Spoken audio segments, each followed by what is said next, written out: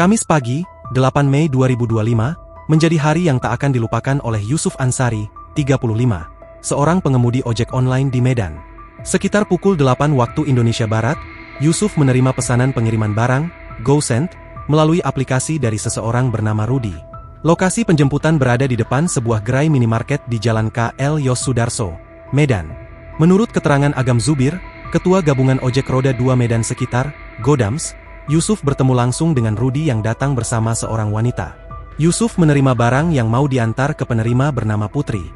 Paket ini berupa satu kotak kardus, kata Agam kepada Kompas.com melalui sambungan telepon.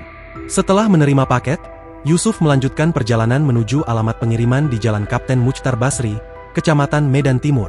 Setibanya di lokasi, Yusuf mencoba menghubungi nomor yang tertera atas nama Putri. Saat itu, pihak penerima sempat meminta agar paket diserahkan kepada marbot masjid di sekitar lokasi.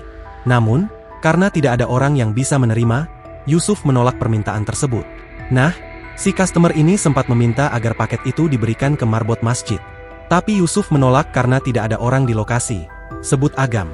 Karena komunikasi dengan penerima tak bisa dilanjutkan dan nomor Putri tidak lagi aktif, Yusuf berinisiatif menanyakan kepada warga sekitar apakah mengenal sosok penerima. Namun, tak ada satupun yang mengenalnya.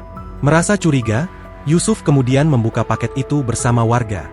Disinilah fakta mengejutkan terungkap. Di dalam kardus tersebut terdapat beberapa helai kain, dan di bawahnya tersimpan jasad seorang bayi. Warga yang terkejut segera melapor ke pihak kepolisian. Peristiwa tersebut sontak menggemparkan warga setempat. Selain jasad bayi, ditemukan pula secarik surat yang menyertai paket tersebut. Surat itu bertuliskan, "Serahkan saja paket ini ke marbot masjid." Isi surat ini memperkuat dugaan bahwa pengirim sengaja ingin menyembunyikan identitas serta motif pengiriman paket tersebut. Kepada media, Agam juga menjelaskan bahwa lokasi pengantaran sebenarnya mengarah ke kawasan permakaman di Jalan Bilal, Medan Timur. Yusuf, yang menduga seorang wanita di lokasi adalah penerima, sempat menyerahkan tas tersebut. Namun, wanita tersebut justru bingung karena tidak merasa memesan apapun. Kapolrestabes Medan, Kombes Gideon Arif Setiawan, membenarkan kejadian tersebut dan menyatakan bahwa pihaknya tengah melakukan penyelidikan intensif. Sementara itu, Yusuf masih diperiksa di Polsek Medan Timur guna memberikan keterangan lebih lanjut terkait kronologi kejadian.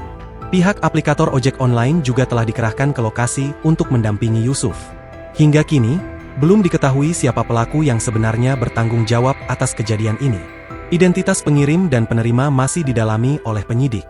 Download Tribun X sekarang, menghadirkan lokal menjadi Indonesia.